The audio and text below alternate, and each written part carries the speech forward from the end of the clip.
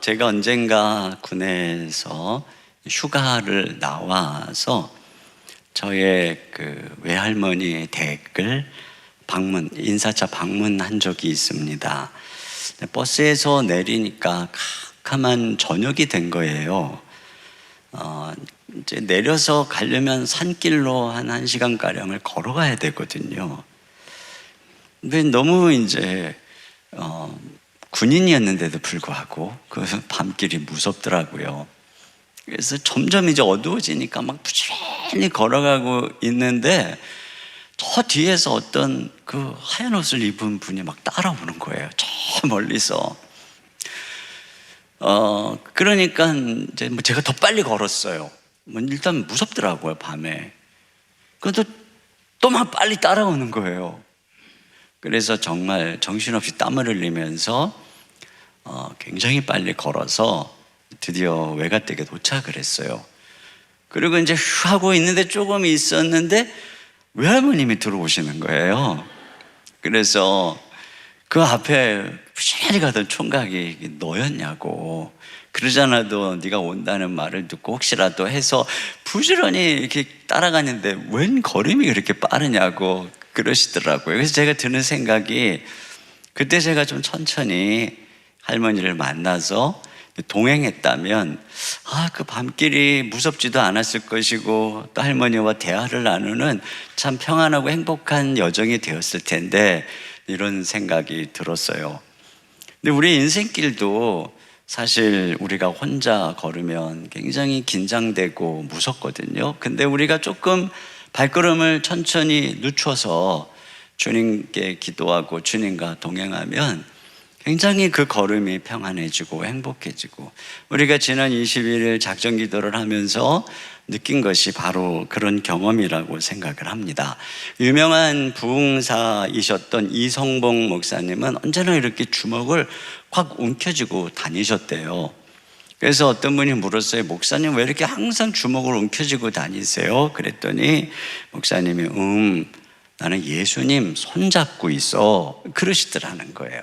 그러니까 언제나 예수님 손을 잡는 마음으로 항상 오른손을 이렇게 움켜쥐고, 그렇게 살았던, 주님과 동행했던 이 목사님의 삶 속에 얼마나 많은 능력이 나타났는지 몰라요. 세상의 친구도 누구와 동행하는가에 따라서 우리의 삶이 달라진다면 우리 인생이 하나님과 동행할 때 얼마나 멋있을까. 오늘 그것에 대해서 이 에녹을 통해서 한번 말씀을 나눠보려고 해요. 첫째로 우리 주님과 동행하는 것이 타락하지 않는 방법이다. 오늘 말씀에 보면은 이렇게 되어 있어요. 22절에 무두셀라를 나온 후 300년을 하나님과 동행했다, 이렇게 되어 있습니다. 무두셀라를 가 나오는데, 이 무두셀라는 성경에서 제일 오래 살았던 사람입니다. 그리고 이 무두셀라라고 하는 이름 자체에 예언적인 의미가 있어요. 그래서 이 이름이 두 가지로 해석이 되는데, 하나는 창 던지는 자. 이제 고대 전쟁에서 성벽 위에서 창 던지는 자가 죽으면 그 성은 함락되는 것을 의미하는 거예요. 그런 면에서 무두셀라가 죽으면 세상에 멸망이 온다, 이렇게 해석을 합니다. 또 하나는 이 이름을 죽으면 시작된다라고 하는 그런 의미를 갖고 있다는 거예요. 그러니까 무두셀라가 죽으면 이 세상을 향한 하나님의 홍수 심판이 시작된다. 자, 어떤 해석이든 실제로 무두셀라가 죽는 해에 노아의 그 홍수가 시작이 된 것입니다. 그러니까 에녹 입장에서는 무두셀라를 키우는 기간 동안, 또 그가 살아가는 생애 동안 그 시대가 어땠겠어요? 점점 타락해가는 시대였던 거죠. 그래서 하나님의 심판이 점점 다가오는 바로 그런 시대를 살았다, 그것을 알 수가 있습니다. 자, 그런데 이제 오늘 성경은 이 에녹이 무두셀라를 낳은 후에 하나님과 동행했다는 거예요. 근데 이 문맥 속에 보면은 이게 참 메시지가 있어요. 무슨 메시지를 먼저 생각할 수 있냐면, 우리가 이 종말과 심판에 대한 의식을 할 때 하나님과 동행하게 된다는 거예요. 예를 들어서 어떤 사람이 당신 앞으로 한 달, 3개월밖에 못 살 것 같습니다. 그러면 근데 그 사람은 이제 조금 있으면 하나님 앞에 서야 되잖아요. 그러니까 죽음 이후 이것에 대한 인식이 긴박해지고, 그러기 때문에 신앙인이라면 더 하나님과 동행하려고 애를 쓸 거라고 봅니다. 그런 측면에서 심판에 대한 인식이 우리로 하나님과 동행하게 한다는 메시지를 찾을 수 있고, 또 하나의 메시지는 과연 이 마지막 때를 살아가는 방법이 뭐냐는 겁니다. 이렇게 무드셀라를 통해서 하나님이 그 시대의 종말을 예고하고 있는데, 그러면 어떻게 해야 심판을 면할 수 있는가? 근데 그것을 에녹이 보여주는 것입니다. 그것은 바로 뭐냐? 하나님과 동행하는 것이란 말이죠. 동행한다는 것은 함께 걷는다는 거예요. 근데 우리가 어떤 사람하고 내가 일평생 동행했습니다 라고 한다면 그 사람하고 매일매일 함께 살았다는 뜻이고, 그 사람이 내 인생의 동반자라는 뜻이고, 그 사람이 또 배우자나 연인이나 친구처럼 친밀했다는 것이고, 그와 늘 대화하며 의논하며 살아갔다. 근데 그럴 때 이제 그 사람과 동행했다. 그러니까 제가 제 아내와 일평생을 동행하듯이 에녹은 하나님과 동행했다, 이 말씀을 하고 있는 거죠. 에녹이 이렇게 무려 300년 동안이나 하나님과 매일 친밀하게 의논하며 교제하며 동행을 했는데, 그 결론이 뭐냐? 그렇게 동행을 하던 어느 날 하나님이 에녹을 데려가셨다는 거예요. 자, 여기 24절을 다 같이 봅니다. 시작.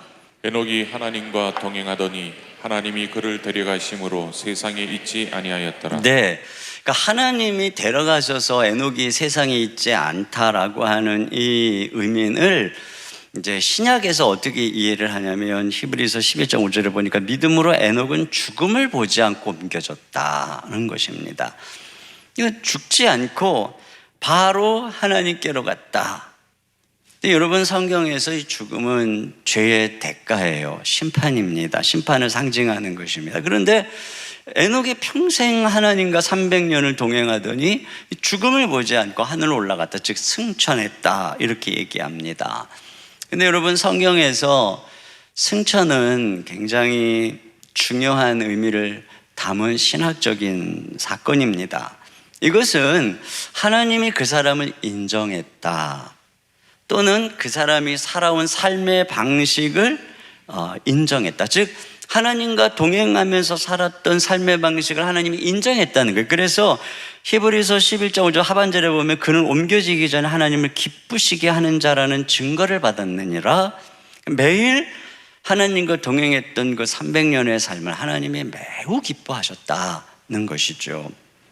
그래서 승천을 통해서 그걸 인정하실 뿐 아니라 그의 삶을 그 시대를 향한 하나님의 모델로 세우셨다, 이런 의미를 담고 있는 것입니다.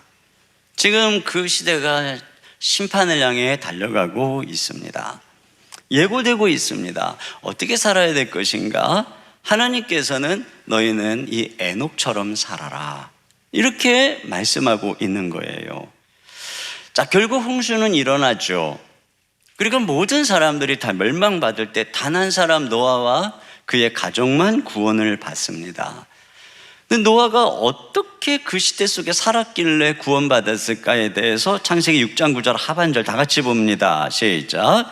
노아는 의인이요 당대의 완전한 자라. 그는 하나님과 동행하였으니. 네, 여기 보세요. 그가 그 악한 시대에 의인으로서 완전한 자로 살았다는 거예요. 그런데 그 이유가 뭐냐? 그가 하나님과 동행했다는 것이죠. 그러니까 매일매일 하나님과 동행하면서 살았더니 이 노아가 그 시대의 타락에 물들지 않고 자기를 잘 지켜서 의인으로서 온전한 사람으로서 그렇게 하나님 앞에 살게 되었다, 인정받게 되었다라고 하는 것이에요. 근데 이것이 이제 오늘 에녹의 동행이 우리에게 주고 있는 메시지인 것입니다. 그러니까 시대가 타락해 갈 때 어떻게 그 시대에 물들지 않고 이길 수 있느냐, 그것을 말씀해 주고 있는 거죠. 여러분, 우리는 그 시대의 사람이에요. 우리가 지금 소속되어 있는 시대의 영향을 안 받을 수가 없어요. 우리가 하고 있는 헤어스타일이나 옷 입는 패션 스타일이나 여러분이 화장하는 방법이나 음식을 먹는 어떤 문화, 모든 것이 다 이 시대의 문화에 우리가 영향을 받고 그렇게 행동하고 있는 것입니다. 그렇다면 단지 그런 외적인 문화뿐 아니라 내적인 사상까지도, 도덕관까지도, 윤리관까지도 우리는 이 시대에 영향을 다 받고 있는 거예요. 그런데 더군다나 그 시대가 심판이 예고돼 있고 그 심판을 향해 달려가고 있다면, 다시 말하면 하나님 앞에서 타락해가고 있는 시대를 살아간다면, 여러분, 그 시대의 문화, 그 시대의 사상, 큰 물줄기의 주된 흐름은 무엇이겠습니까? 타락의 흐름인 것입니다. 그러니까 이런 거대한 타락의 물줄기가 흘러가고 있는 그 문화, 이 세상에서 거기에 물들지 않고 거슬려서 살아간다는 것은 굉장히 어려운 일이에요. 그러니까 노아 시대에 노아의 그 식구 외에는 아무도 구원받지 못하고 전부 그 타락의 물결에 휩쓸려 갔다는 것입니다. 그런 그 타락의 특징이 창세기 6장에 나오는데, 자, 6장 2절을 다 같이 보겠습니다. 시작. 하나님의 아들들이 사람의 딸들의 아름다움을 보고 자기들이 좋아하는 모든 여자를 아내로 삼는지라. 네. 그러니까 지금 이제 배경을 보면은 이 셋의 후손과 아벨이 죽고 이제 셋의 후손과 그리고 가인의 후손, 이 계열이 다르게 하나님을 경외하는 사람들과 하나님을 경외하지 않는 사람들의 다른 모습이 이 앞에 쭉 나옵니다. 근데 점점 인구가 번성해 가다 보니까 이 두 그룹이 이게 접촉을 하기 시작하는 거예요. 자, 하나님께서는 이 셋의 이 후손들, 이들 가운데 함께 하시면서 경건한 하나님의 백성으로 살아가도록, 그래서 이 가인의 무리들과 문화적으로 여러 가지 측면에서 그들과 통혼하지 말고, 그들과 결혼하지 말고, 그들과 섞여서 그 문화에 물들지 말라고 분명히 이 시대를 이끌어가는 많은 하나님의 사람들이, 선조들이 수백 년씩 살았으니까 지금 이 에녹이 있을 때에 아담도 아직 생존해 있을 때예요. 수백 년씩 살았으니까. 그런 흐름 속에서 점점 인구가 번성해 가면서 어떤 일이 일어난 거예요?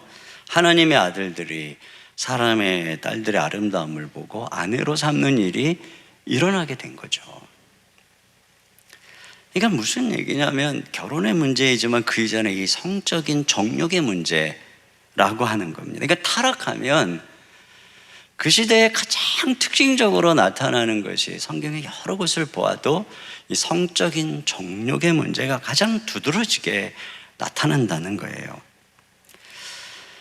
그래서 오늘날도 노아의 때를 닮아서 타락의 절정으로 향해 가고 그 대표적인 것들이 성적인 문제예요.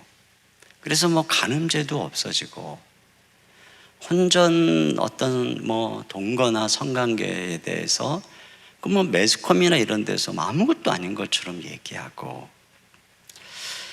성경이 그렇게 강력하게 경고하는데도 많은 그리스도인들이 동성애에 대해서 관용하고, 이런 이제 분위기가 지금 이 한국 사회를 꽉 덮고 있습니다. 이번에 정의당에서 포괄적 차별금지법을 입법 발의하려고 하다가 발의하는 사람이 10명이 돼야 되는데 9명밖에 안 돼가지고 이제 보류를 했다고 하죠. 이렇게 소수 동성애자들의 인권을 보호한다는 주장에 사실은 많은 그리스도인들까지도 고개를 끄덕거리고 있는 형국입니다. 이러한 법안이 통과된 미국, 유럽에서는 어려서부터 이 동성애 커플 가정을 이해하고 인정하도록 가르치고 동성애 섹스 방법에까지 교육하는 일들도 벌어지고 성경의 가르침대로 동성애가 죄라고 설교하면 명예훼손으로 고소당하는 일들이 실제적으로 일어나고 있는데 이것을 가짜뉴스다라고 하면서 인권이라고 하는 대의 명분을 내세울 때 그것을 용납하는 것이 마치 선진국 국민인 것처럼 그렇게 생각하는 그리스도인들이 점점 많아지고 있습니다. 진짜로 입법화된다면 성경대로 동성애를 죄라고 설교할 때 그 법에 의거해서 이 차별금지법에 의거해서 동성애자들은 목사들을 자기를 모욕했다고 얼마든지 고소할 수 있는 상황이 되고 그런 일이 일어나지 않을까요, 정말로? 이런 차별금지법에 의거해서 믿음의 가정에서나 교회에서 성경대로 성경적 윤리관, 성경적 결혼관, 성경적 순결관을 가르칠 때, 가정에서 가르칠 때 그것이 자기들의 인권을 왜곡시키는 편협한 교육이고 인권에 대한 차별이라고 제동을 걸고 고소하는 일이 정말 안 일어날까요? 그래서 그들의 주장대로 그걸 인권의 문제로 생각하며 그들의 주장대로 성경이 동성애에 대해서 얘기하고 있는 건 시대착오적인 고리타분한 과거의 이야기로서 이건 폐기 처분해야 된다라고 말한다면 우리는 정말 그들의 인권을 위해서 성경을 버려야 되는 걸까요? 만약에 그렇다면 성경은 그걸 뭐라고 얘기하는 것입니까? 바로 그것이 타락이라고 하는 것입니다. 저는 목사의 입장을 떠나서 제가 성경을 믿고 따르는 신앙인의 양심으로 포괄적 차별금지법에 대해서 반대합니다. 그것이 저의 개인적인 입장임을 분명히 말씀드리고 싶습니다. 제가 이렇게 말하면서 걸리는 것은 혹시 동성애자 중에 저의 말씀을 듣고 계시다면 굉장히 불쾌할 수 있겠다 이런 생각을 하게 되었습니다. 그러나 제가 이런 말씀을 드리는 것은 이것이 성경이 말씀하고 있는 하나님의 말씀이라고 믿기 때문이고 그래서 진리는 불편해도 제가 진리를 말하는 것이 거짓을 말하는 것보다 여러분에게 유익하다고 생각하기 때문입니다. 그리고 여러분 자신도 이 말씀을 들음으로써 불편한 것이 여러분의 죄를 타당화시켜줌으로써 편안한 것보다 장차 하나님 앞에서 영혼의 유익이 될 거라고 믿기 때문입니다. 그리고 우리 모든 죄를 용서하시는 예수 그리스도 앞에 나오면 그분이 죄를 용서해 주시고 치료해 주실 것을 믿기 때문인 것입니다. 그래서 동성애뿐 아니라 우리의 많은 숨은 죄들은 하나님 말씀을 펼쳐놓고 있다 보면 우리를 불편하게 만드는 거예요. 어떤 특정한 사람을 불편하게 하려고 하는 게 아니라 항상 우리 안에 있는 죄를 얘기할 때는 그 죄를 짓고 있는 입장에서는 불편할 수밖에 없고 우리는 그걸 토해낼 때 하나님 앞에 화목할 수 있는 것입니다. 그러면서 저는 불편한 얘기를 한 가지 더 해야 될 것 같아요. 그것은 이 노아 시대를 타락으로 몰아넣은 어떤 불신 결혼 문제입니다. 셋의 후손들이 지켜왔던 그 가문의 신앙의 수주성을 한순간에 변질시키고 마치 바이러스에 감염되듯 전체를 죄로 오염시켜 버린 그게 뭐냐? 바로 불신 결혼입니다.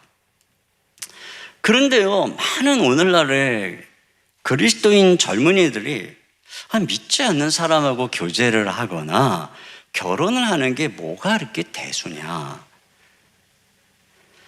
자기는 신앙의 부모님 아래서 어려서부터 기도받으며 말씀 들으며 복음을 듣고 구원받고 하나님의 자녀로서 교회 안에서 행복하게 성장했는데, 내 아이는 불신 엄마 품에서 세상 가치관으로 교육받고 교회를 멀리하고 구원에서 멀어지는 아이로 자라게 되는 게 뭐가 그렇게 대수냐는 거예요.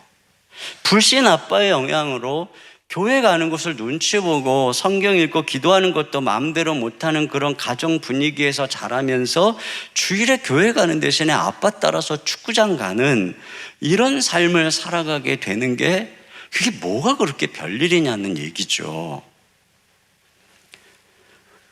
불신자와의 결혼을 삼가라고 하는 말씀을 이 세상에서 마치 다른 사람들을 배척하는 편협한 사고요, 사회의 분열을 조정하는 윤리라고 비난할 때, 그런 의견에 고개를 끄덕거리면서 불신자와의 교제를 하고 있는 나는 열린 사람이야, 이렇게 생각을 하고 있다면 그 사람은 이미 타락에 깊이 젖어들고 있는 사람인 것입니다. 성경보다는, 하나님보다는 이 시대에 흘러가고 있는 철학과 사상과 드라마가 쏟아내는 메시지와 학교의 교수들이 쏟아내는 이 사상, 매체들이 쏟아내는 세속 정신, 이것으로 무장되어 있고 이것으로 오염되어 있어서 자기들이 하는 행동이 전혀 죄인 줄 알지 못하는, 이미 타락의 물결에 휩쓸려서 떠내려가고 있는 중인 거예요. 만약에 이렇다면, 여러분이 이런 시대 정신과 이런 타락의 흐름 속에서 빠져나오지 않는다면, 지금 여러분이 선택하는 작은 선택과 행동 하나가 수백 년 후에 여러분의 육신의 자손들을 모두 심판의 날에 멸망의 대열에 서게 만들 것입니다. 수십 년 후가 될 수도 있고 수백 년 후가 될 수도 있고, 여러분이 그런 식으로 행동하는 행동 하나가 교회 안에서 더 이상 여러분의 후손을 볼 수 없게 만들 뿐 아니라, 그날의 구원의 방주 안에 여러분의 육신의 후손은 한 명도 찾아볼 수 없는 그런 멸망의 가문으로 만드는 바로 그런 타락의 행동이 지금 여러분의 그 불신앙적인 타협 선택 속에서 싹트고 있다는 것입니다.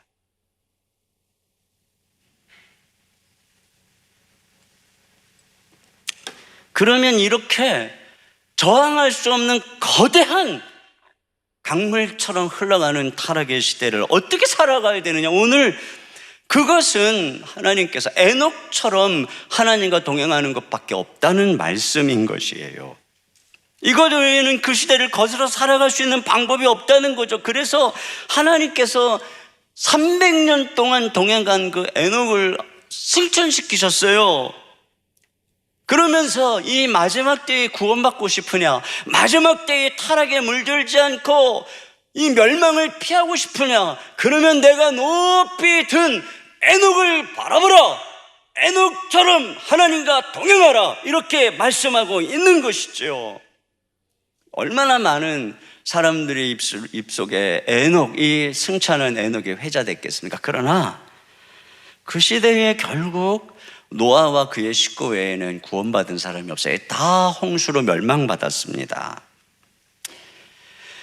그래서 하나님께서 이 마지막 날에 당신의 아들 예수 그리스도를 이 땅에 보내셨어요. 그리고 우리 위해 십자가에 죽으시고 부활하신 예수님을 승천시키셨어요.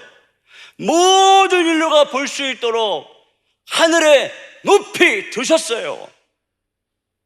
그리고 우리에게 말씀하고 있는 것입니다. 너희의 시대에 예고되어 있는 마지막 심판을 피하고 싶으냐, 내가 높이 든 그리스도를 바라보라, 예수 그리스도를 바라보라, 이렇게 말씀하고 있는 것입니다. 여러분, 예수님은 이 땅에서, 이 죄악된 세상에서 완전한 의인으로서 율법의 요구대로 살아가셨을 뿐 아니라 인류의 구원자로 죽기까지 복종하시며 자기를 드리는 삶을 사셨습니다. 하나님께서는 그분을 높이셨죠.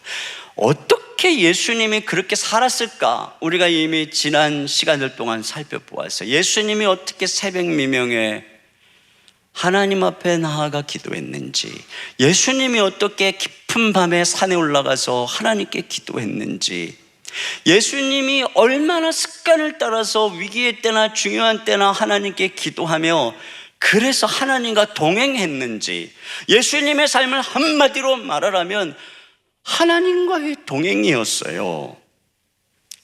그렇기 때문에 그리스도는 우리에게 하나님과의 동행의 모범을 보여주시고 하나님께 나가는 길이 되어주시고, 하나님이신 예수님이 친히 사람이 되어 우리와 친밀히 교제하시는 하나님이 되신 것입니다. 그러므로 우리는 예수 그리스도를 통해 에녹보다도 더 분명하게 하나님과 동행하고 하나님과 교제하는 길을 발견하게 되는 것이지요. 요한복음 15장 4절 말씀 나같이 보겠습니다. 시작. 내 안에 가라 나도 너희 안에 가리라. 가지가 포도나무에 붙어있지 아니하면 스스로 열매를 맺을 수 없음 같이 너희도 내 안에 있지 아니하면 그러하리라. 네, 그렇습니다. 가지가 포도나무에 붙어만 있으면 열매를 맺죠. 이게 동행은 붙어 있는 거예요, 우리 주님께. 그러면 저절로 열매를 맺어요. 그러니까 의로우신 하나님과 가까이 하니까 하나님처럼 노아도 그렇고 에녹도 그렇고 의로워진다는 거죠. 마치 물가에 심기운 나무가 가뭄이 들어도 해가 쨍쨍 내리쬐도 그 물가로부터 뿌리로부터 영양분을 흡수해서 풍성한 열매를 맺는 것처럼 하나님과 매일 교제하는 사람은 물가에 심긴 나무처럼 어떤 유혹이, 어떤 세속의 거센 열풍과 태양빛이 내려쬐도 의의 열매를 맺는 것입니다. 거룩의 열매를 맺는 것입니다. 진리의 열매를 맺는 것입니다. 여러분, 이것 외에는 길이 없다는 거예요. 지금 우리의 시대는 에녹의 시대처럼 심판이 예고되어 있습니다. 그때는 물로 세상을 멸하겠다고 했지만 이 마지막 때는 불로 세상을 멸하겠다고 말씀하고 있습니다. 그 불 속에 모든 체질이 다 풀어지고 하늘이 두루마리처럼 말리고 별과 모든 달과 해가 다 영광이 떨어질 것이라고 말하고 있습니다. 그때에 무엇이 우리를 구원할까요? 베드로는 그러죠.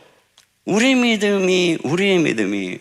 믿음의 확실함이 불로 연단하여도 없어질 금보다 귀하다.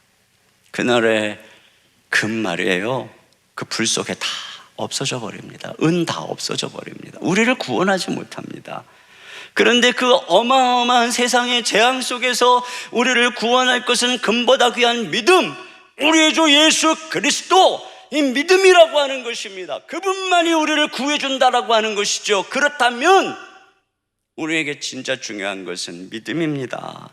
믿음으로 사는 것입니다. 이 믿음이 자라는 것입니다. 그러기 위해서 믿음의 주이신 예수님을 알아가고 교제하고 사랑하고 동행하는 것입니다.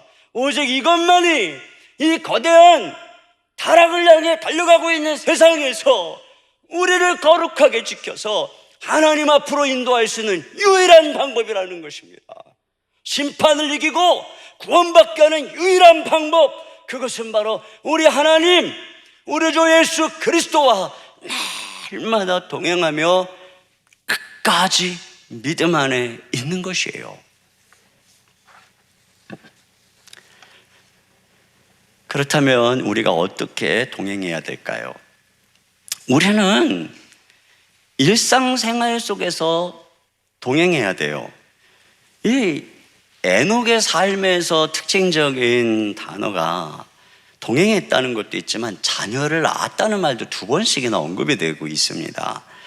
그는 무두셀라를 낳으면서부터 하나님과 동행했다, 300년 동안 동행했다. 그리고 또 나오는 말이 그러면서 자녀를 낳았다.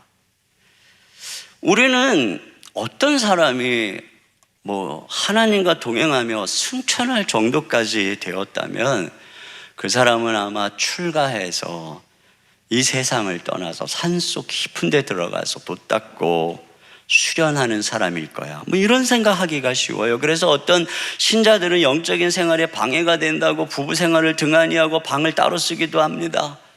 이건 절대로 영적인 생활이 아니에요. 또 어떤 사람은 주님과 동행하는 삶을 살려면 신학교를 가야 된다고 생각하고 직장을 그만두고 또 과거에는 툭하면 보따리 싸들고 기도원 올라가서 가정과 일상을 등한히 하는 경우가 많이 있었는데, 오늘 이 동행의 모범인 에녹이 보여주는 삶이 무엇입니까?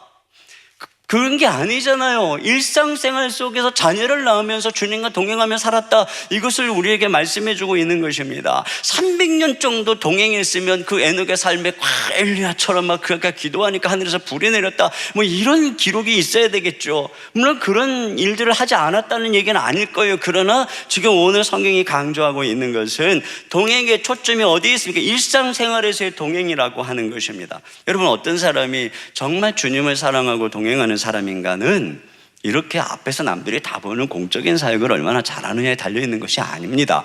여기서 내려가서 아무도 보지 않는 일상생활 속에서 월요일부터 금요일까지 가정에서 직장에서의 삶 속에서 얼마나 주님과 동행하고 있는가, 이게 진짜 그 사람이 하나님을 사랑하고 주님이 주인인가를 결정해 주는 것이에요. 그렇기 때문에 주님께서는 우리 일상생활에서의 동행을 원하시는 거죠. 이게 주일 단위로 어떤 사역이 있을 때 또는 어떤 특별한 행사가 있을 때 그때 그냥 하나님께 동행하는 거. 여러분, 우리는 이것을 동행이라고 할 수가 없습니다. 동행은 주일 단위로 하는 것도 아니고 특별 행사 단위로 하는 것도 아니죠. 매일 하는 것입니다. 모든 범사에 동행하는 것입니다. 이것을 우리 주님이 원하신다는 거예요. 그럼 어떻게 동행해야 되느냐? 여기 에녹이 어떻게 일상생활 속에서 주님과 동행했는가 하는 것이 바로 히브리서 11장 5절 6절에 나와요. 5절을 먼저 읽어보겠습니다. 시작. 믿음으로 에녹은 죽음을 보지 않고 옮겨졌으니 하나님이 그를 옮기심으로 다시 보이지 아니하였느니라. 그는 옮겨지기 전에 하나님을 기쁘시게 하는 자라 하는 증거를 받았다. 그가 하나님을 기쁘시게 했어요. 근데 6절에 보니까 이렇게 돼 있어요. 믿음이 없이는 하나님을 기쁘시게 하지 못한다. 그러니까 믿음으로 하나님을 기쁘게 했다. 그럼 그 믿음이 뭐냐? 6절 중반절에 하나님께 나가는 자는 반드시 그가 계신 것과 그가 하나님께 나갔다는 거예요. 뭐를 믿고? 하나님이 계시다는 걸 믿고 내 일상생활 속에 주인이 하나님이라는 걸 믿고 나갔다는 거죠. 기도했다는 거죠. 또 뭘 믿었냐? 그 다음 또한 그가 자기를 찾는 자들에게 상 주시는 이심을 믿어야 할지니라. 자기가 하나님께 찾아서 나아가 기도하면 하나님은 응답해 주시는 분이야. 좋은 것을 주시는 분이야. 이걸 믿었다는 거예요. 그래서 에녹이 어떻게 했느냐? 자기 일상생활에 아이 낳고 사는 모든 삶 속에 그에게 얼마나 자녀 양육에 문제가 많았겠어요. 얼마나 그 아이들을 키우느라고 경제적인 부담의 문제, 우리랑 똑같은 인간이니까 왜 없겠습니까? 관계의 갈등의 문제, 건강의 문제, 또 타락한 세상의 유혹의 손짓의 문제 얼마나 컸겠습니까? 염려 근심 얼마나 많았겠습니까? 그런데 그 모든 문제를 가지고 하나님 살아계신 것을 믿고 나갔다는 거예요. 내가 나가면 주님은 좋은 것을 주신다고 항상 믿고 언제나 나갔다는 것입니다.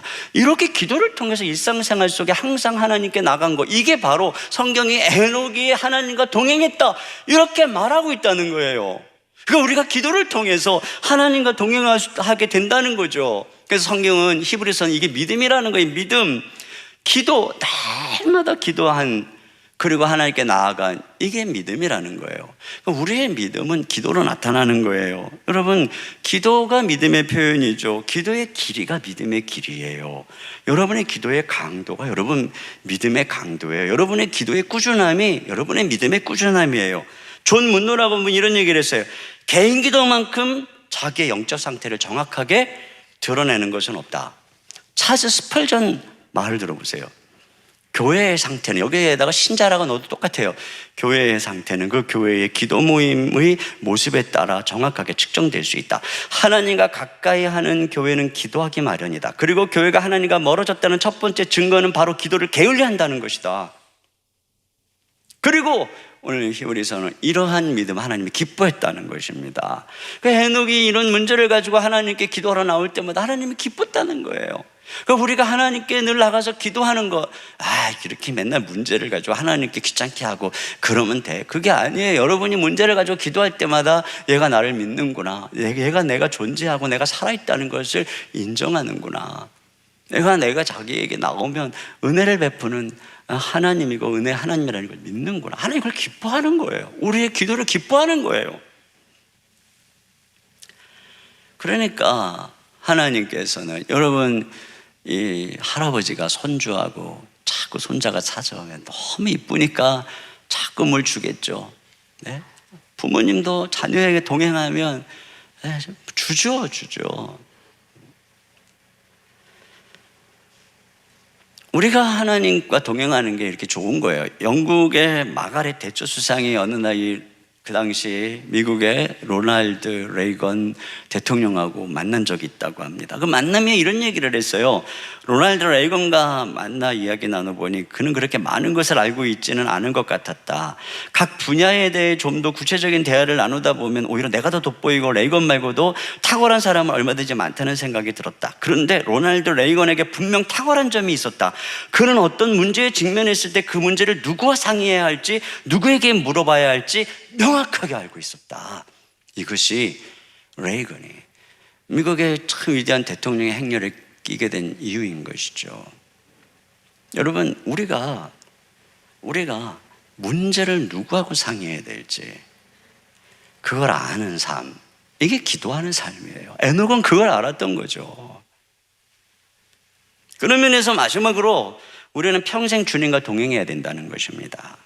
여기 300년 동안 에녹이 하나님과 동행했다는 데서 우리가 딱 캐치되는 게 뭐냐면, 이것은 습관이었구나, 평생의 습관이었구나. 아리스토텔레스가 이런 얘기를 했어요. 어떤 사람의 우수성은 한 번의 어떤 행동이 아니라 바로 습관에 달려있다. 그렇습니다. 동행이라고 하는 것 자체가, 이거 한 번 해갖고 동행했다 이런 말을 할 수 없잖아요. 이게 습관을 말하는 거예요. 근데 습관이라고 하는 거는 반복해야 형성되는 거잖아요. 우리 한국 사람들이 외국 사람 어려워하는 젓가락질 잘하는 거 어려서부터 맨날 습관적으로 했기 때문에 그런 거죠. 아이가 넘어져도 이렇게 어떻게 걸음마를 배워요. 넘어져도 자꾸 반복하다 보니까. 아이가 어떻게 자기가 스스로 옷을 입어요. 자꾸 자기가 입다가 보니까. 아이가 어떻게 말을 배워요. 자꾸 반복하다 보니까. 마찬가지죠. 기도 생활도요. 어떻게 우리가 이 기도를 잘하나, 자꾸 말을 하다 보니까, 자꾸 기도를 하다 보니까, 어떻게 어떤 상황에서 이렇게 기도를 하나, 평상시에 자꾸 기도하다 보니까, 예수님도 습관을 따라 늘 기도하다 보니까 겟세마네 동산에 그 십자가를 지기 전에 이렇게 위기 상황에서도 밤새 기도할 수 있었고 그 십자가를 질 수가 있었지만, 제자들은 기도를 안 했단 말이에요. 반복을 안 했단 말이에요. 그러니까 어때요? 기도하지 못했고 다 시험에 들었단 말입니다. 그러니까 반복 외에는 기도를 잘할 방법이 없어요. 반복 외에는 하나님과 동행하는 이것들이 내 삶 속에 자리 잡는 방법이 없어요. 그러니까 자꾸 반복하는 거예요. 우리는 이 참 승천에 관심은, 에녹하면 승천. 왜 자꾸 그러냐면 승천은 극적이잖아요. 승천은 날아가는 것이라면 동행은 걸어가는 거죠. 승천은 시공을 초월해서 하늘에 있는 거라면 동행은 땅에서 일어나는 일이죠. 승천은 모든 문제를 한 방에 끝내는 것이라면 동행은 날마다 꾸준히 반복해야 되는 일입니다. 그렇기 때문에 우리는 동행보다는 승천에 관심이 많습니다. 그러나 알아야 될 게 뭡니까? 동행 없이는 승천이 없다는 거예요. 다윗의 그 영광 뒤에는 날마다 목자이신 하나님과 동행했던 그 기도의 삶이 있었잖아요. 다니엘이 바벨론에서 그 국민총리로서의 영광이 지지 않았던 이유는 사자굴의 위협 속에서도 하루 3번 절대적으로 하나님 앞에 기도했던 꾸준한 기도의 동행이 있었던 거잖아요. 에녹이 하나님과 동행한 첫날 또는 며칠 후에 21일 후에 승천한 거 아니잖아요. 처음에는 가벼운 산책처럼 시작했을 거예요. 그런데 점점점 깊어져서 하나님과의 동행이 더 멀리 주님과 시간 가는 줄 모르고 더 멀리, 그러다가 300년째 되던 때는 얼마나 깊어졌겠어요. 너무너무 멀리, 집으로 돌아가기에는 너무 멀리 왔기 때문에 하나님께서 에녹아 이제 집으로 가지 말고 나의 집으로 가자. 이렇게 데리고 갔을 거예요.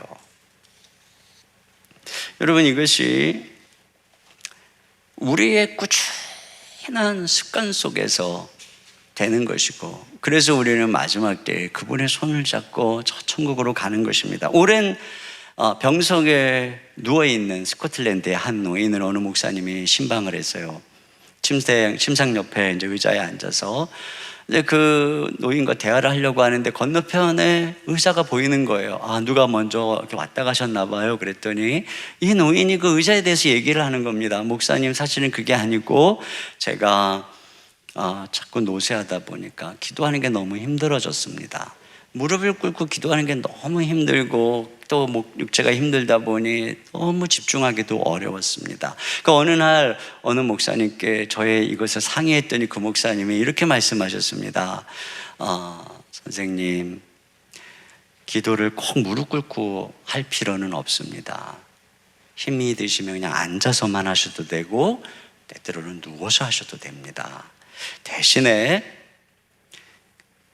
옆 침대 옆에 빈 의자를 하나 갖다 두시고 거기 예수님이 언제나 앉아 계시다고 생각하십시오. 그리고 그 예수님과 앉아서든 누워서든 늘 이야기하세요. 그러면 기도가 점점 깊어질 것입니다. 이렇게 얘기를 했다는 거예요. 그러면서 자기는 그 침상에서 늘 주님과 동행하고 있느라고. 이 말에 목사님이 큰 은혜를 받았어요. 그리고 일주일이 지났는데 그 따님이 연락이 왔어요. 따님이 와서 말하기를 아빠가 어제 소천했다는 것입니다. 그러면서 자기 아빠가 주무시듯이 너무 평안하게 하늘나라를 가셨대요. 그리고 아빠가 늘 기도하던 그 의자에 오른손을 얹어놓고 그리고 주무시듯이 돌아가셨다는 거예요. 늘 동행하시던 예수님의 손을 붙잡고 말이죠. 여러분, 오늘이 21일 마지막 날이거든요. 근데 제가 오늘 이제 영상으로 계속 이제 이렇게 설교를 보내드렸잖아요. 근데 제가 생각해 보니까 다락방 식구들에게는 이렇게 설교를 보내드렸는데 다락방 잘 안 나가는 분들이나 이런 분들에게는 안 보내지 않았나 싶기도 해요. 근데 이 홈페이지에 딱 있어요. 지금이라도 이렇게 들으면서 이게 기도에 대한 시리즈거든요. 기도하기 전에 딱 들으면 마음이 열려요. 그래서 저는 제가 이렇게 녹음하고도 그 영상을 이렇게 다시 이제 설교할 때 이렇게 기도하기 전에 딱 들으면 너무 마음이 집중이 된단 말이에요. 꼭 한번 기도할 때 이미 들었던 반복해서 여러분이 기도하는데 큰 도움이 될 거예요. 훈련이 될 거예요. 근데 오늘 마지막 제가 함께 나눈 말씀은 시편 141편 2절 말씀인데 같이 한번 읽어보겠습니다. 시작. 나의 기도가 주여 앞에 분향함과 같이 되며 나의 손 드는 것이 저녁 제사같이 되게 하소서. 네, 주님 앞에 분향같이 되게 해달라는 거예요. 자기 기도가 성전에서 아침 제사 때 저녁 제사 때 항상 분향 제사를 드려요. 한 30분 정도. 근데 자기의 기도가 늘 성전에서 올려드리는 분향 제사 같이 되게 해주세요. 자긴 그렇게 평생 하나님께 향기롭게 올려드리는 그런 기도를 하고 싶다는 겁니다. 여러분, 우리가 21일 동안 기도를 해왔는데 이게 우리 평생 소원이 돼야 돼요. 우리는 평생 에녹처럼 동행해야 돼. 다른 대안이 없어요. 이것 외에는 이 타락한 세상에서 살아남을 방법이 없어요. 그래서 한 주 다 못 하신 분을 위해서 한 주 더 이제 연장하거든요. 그래서 더 영상도 한 주 더 보내드릴 거예요. 그러니까 다 못 채우신 분은 한번 해보세요. 그동안 못 하신 분은 오늘부터 하겠다 이런 마음으로 해도 좋아요. 그러면 이제 7월 달입니다. 7, 8월 다락방도 안 하고 방학이고 생각해 보니까 정말 주님과 동행하기 최고인 때예요. 또 무더위에. 그래서 이제 우리 교육자들하고 에녹처럼 어떻게 평생 동행할 것인가, 에녹처럼 어떻게 7, 8월이 무더위를 주님과 동행할 것인가에 대한 프로젝트를 지금 마련 중이에요. 다음 주일날 오시면 여러분이 7, 8월에 어떻게 주님과 멋지게 동행할 수 있는지를 도와드리는 에녹처럼 이 평생 주님과의 동행 프로젝트가 여러분에게 소개될 것입니다. 네. 우리 헤어져 있어도 각자의 자리에서 날마다 주님과 동행했으면 좋겠어요. 그러다가 진짜 성령 충만한 모습으로 함께 만나서 기쁨의 예배를 드리는 그날 왔으면 좋겠습니다. 우리 시간에 같이 함께 찬양 드리겠습니다. 내 평생 사는 동안 주 찬양하리. 여호와 하나님 내 주를 찬양하리. 주님을 묵상함이 즐겁도다. 내 영혼 주 안에서 참 기쁘리. 우리 이 찬양을 힘있게 박수 치면서 같이 찬양하며 나가겠습니다.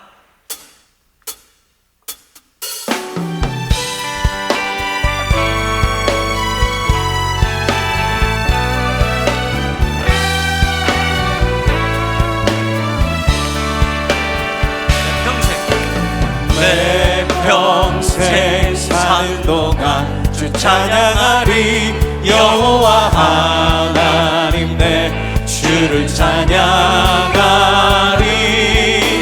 주님을 묵상함이 즐겁도다. 내 영혼 주 안에서 참 기쁘리. 내 영혼아 주님을 송축하라. 내 영혼아 주님을 찬양하라. 내 영혼아 주님을 송축하라. 내 영혼아 주님을 찬양하라. 내 평생 사는 동안 내 평생 사는 동안 주 찬양하리. 여호와 하나님 내 주를 찬양하리.